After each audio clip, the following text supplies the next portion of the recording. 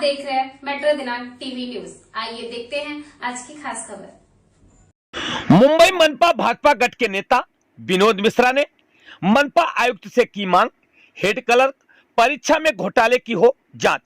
मुंबई मनपा में head clerk परीक्षा में कॉपी रे चेकिंग के नाम पर नंबर बढ़ाने का जो घोटाला हुआ है, उसे मनपा में भाजपा गठ के नेता विनोद मिश्रा जी ने कहा है कि मैं बीएमसी आयुक्त से मांग करता हूं कि जो योग्य और पात्र उम्मीदवार है उनकी ही भर्ती की जानी चाहिए।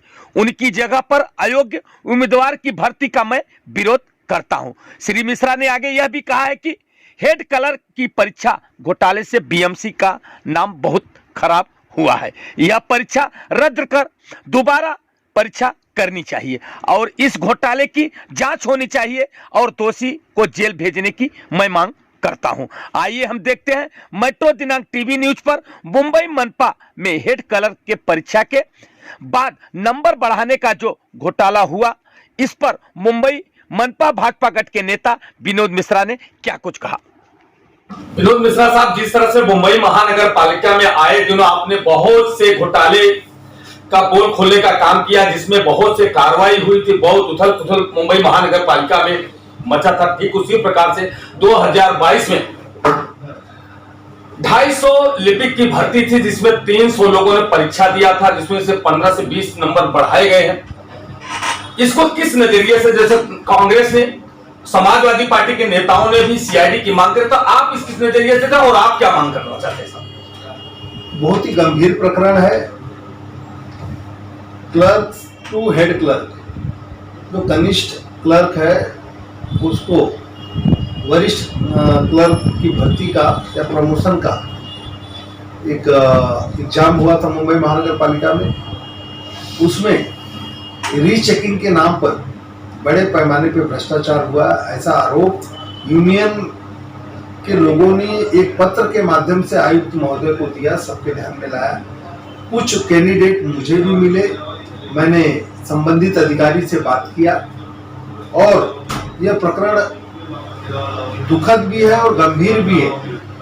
गंभीर इसलिए, दुखद इसलिए है कि सालों साल मेहनत करने के बाद जो बच्चे हैं, जो उसमें कैंडिडेट हैं, उनके लिए एक अवसर आता है प्रमोशन का और उसके लिए तैयारी करते हैं, मेहनत करते हैं, एग्जाम देते हैं, लेकिन जो योग्य कैंडिडेट है उसको मौका न देते हुए जिन्होंने या जिन अधिकारियों ने 5 लाख 10 लाख रुपया लेकर के भ्रष्टाचार करके जो योग्य नहीं है उनको पास किया है, ये गंभीर प्रकरण है। कुछ केसेस में मुझे जो कैंडिडेट्स ने बताया कि कुछ लोगों को 0 मार्क्स मिला हुआ था, रीचेकिंग में उनको 15 मार्क मिल गया। तो सवाल उठता है कि जिनको 0 मिला था, अगर वो सही में उनको 15 मार्क्स मिल रहा है, इतना बड़ा गैप 1-2 मार्क्स नंबर का ऊपर नीचे हो तो समझ में आता है। मतलब जिन्होंने पहले पेपर चेकिंग किया था, क्या वो सो रहे थे?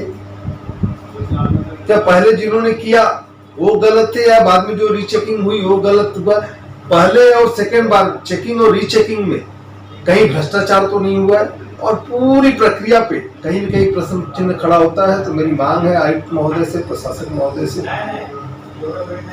कि इस पूरी प्रक्रिया को रद्द करके फिर से एग्जाम लेना चाहिए और फिर से बच्चों को मौका देना चाहिए। नहीं तो फिर से उसकी थर्ड पार्टी एजेंसी से कोई पैनल बनाना चाहिए, उसमें पूरे के पूरे पेपर्स जितने हैं उनकी जांच होकर के जो योग्य व्यक्ति है उनको न्याय देने का काम। मगर मिश्रा साहब, ये चुनाव, मतलब ये परीक्षा में इतना पैसा खर्चा हुआ, इतनी रीचिंग हुई, इसमें समय गया, इसका जिम्मेदार तो मैं मानता हूँ मुंबई महानगर पालिका। तो क्या उनको जो अधिकारी इसमें सम्मिलित है भ्रष्टाचार का, उनको क्या कानूनी कार्रवाई होनी चाहिए? इसका 2 भाग है।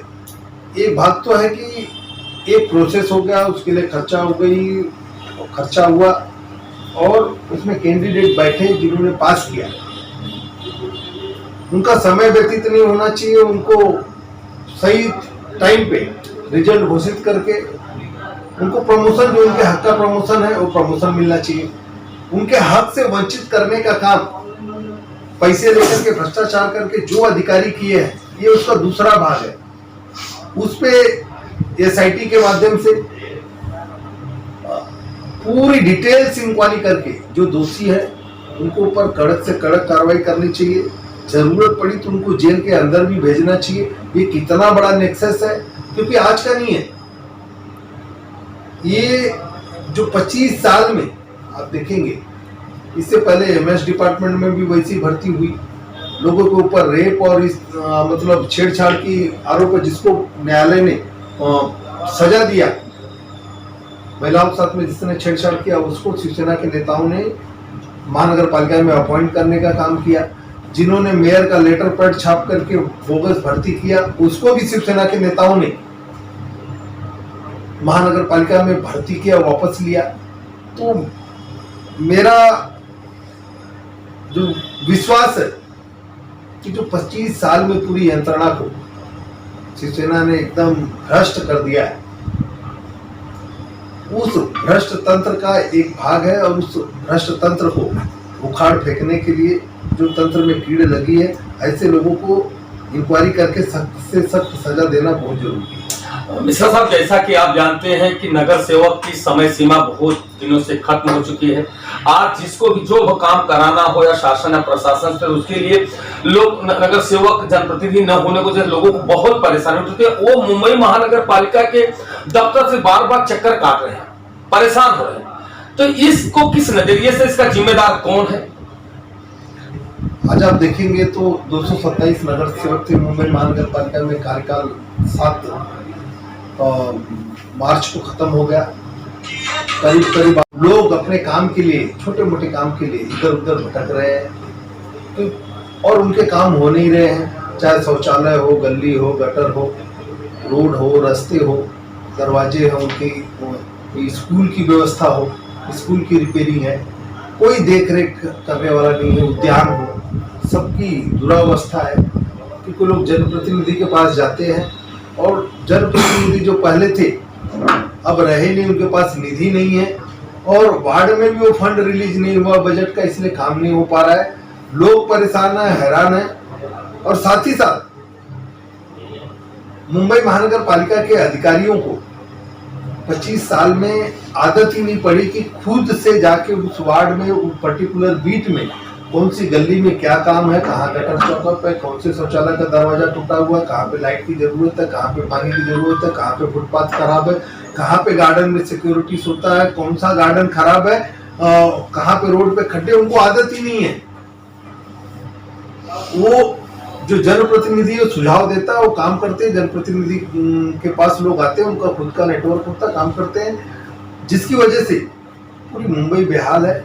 और 7 मार्च के पहले ही चुनाव हो जाना चाहिए था, लेकिन माननीय मुख्यमंत्री उस समय के माननीय उद्धव जी ठाकरे साहब और महाविकास आघाड़ी के नेताओं ने तय किया कि कार्यकाल खत्म हो गया, उनको एक छत्र प्रशासक के माध्यम से महानगर पालिका को चलाना था।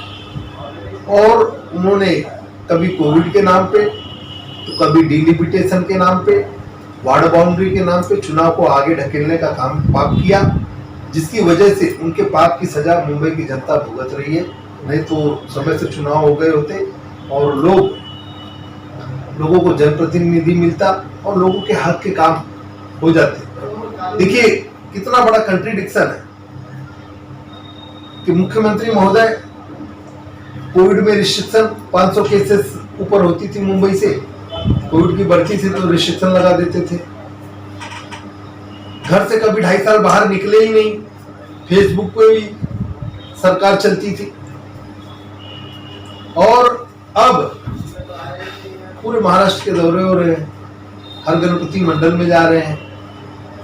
तो कहीं न कहीं उनका इंटेंशन था कि चुनाव नहीं कराना।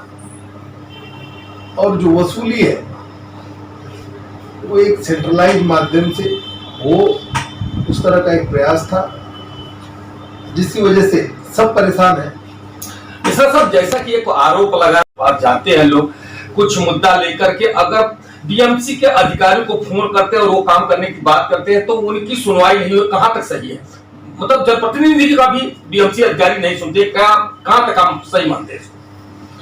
दो चीजें कि जनप्रतिनिधि हो या प्रतिनिधि हो, ठीक, अभी जनप्रतिनिधि नहीं है। जनप्रतिनिधि जनता और प्रशासन के बीच का एक ब्रिज का काम करता है, एक कड़ी का काम करता है। अब वो जनप्रतिनिधि नहीं है, लेकिन प्रतिनिधि तो है, जनता के प्रतिनिधि है, जनप्रतिनिधि नहीं है। कोई भी कॉमन मैन भी अगर कोई शिकायत लेकर के जा रहा है तो मुंबई महानगर पालिका के अधिकारी हो, उन्होंने सुनना चाहिए, उसको इंटरटेन करना चाहिए, उनकी समस्या का समाधान करना चाहिए। और ये जो 25 साल में मैं फिर आता हूँ, जो शिवसेना ने पूरे सिस्टम को करप्ट और भ्रष्ट कर दिया है, उनके अंदर इतना ईगो आ गया है कि ये लोग मुंबई की जनता को कीड़े मकोड़े की तरह ये लोग गिनते हैं और उनकी तकलीफों की तरफ ध्यान नहीं है। ठीक है, कितना दिन, 1 महीने, 2 महीना, 1-2 महीने के अंदर मुंबई की जनता खुद का जनप्रतिनिधि और खुद का महापौर मुंबई महानगर पालिका में बिठा देगी और जितने करप्ट हों या भ्रष्ट हों, सभी अधिकारियों को उनकी जगह दिखाने का काम होगा। मिश्रा साहब, जैसे कि अभी नवंबर में कुछ जनप्रतिनिधि या कुछ ऐसी अटकलें लगाई जा रही हैं, लोग बोल रहे हैं कि नवंबर में चुनाव होने है, क्या आप कहां तक सही मानते हैं कि होगा क्या चुनाव? अब देखिए, जहां तक मेरा सवाल है या भारतीय जनता पार्टी का सवाल है, हम लोग चुनाव में चाहे अक्टूबर में ले ले, हम लोग तैयार हैं, नवंबर में चुनाव ले, नवंबर में तैयार है, लेकिन ये पूरा अधिकार माननीय चुनाव आयोग का है। अब चुनाव आयुक्त महोदय तब चुनाव की घोषणा करते हैं। मुझे लगता है, विश्वास है कि जल्दी से जल्दी चुनाव आयुक्त महोदय चुनाव की घोषणा करके चुनाव करवा देंगे। गणेश उत्सव के शुभ अवसर पे आप पूरे महाराष्ट्र की धरती को और देशवासियों को क्या संदेश देना चाहते हैं? सभी देशवासियों को और महाराष्ट्र के सभी नागरिकों को, मुंबई के सभी नागरिकों को, मलाड के सभी नागरिकों को मैं भगवान विघ्नहर्ता के चरणों में प्रार्थना करते हुए सबको ढेर सारी शुभकामनाएं, ढेर सारी बधाई देता हूं और साथ ही साथ भगवान गणेश के चरणों में प्रार्थना करता हूं कि भगवान सबको सुख समृद्धि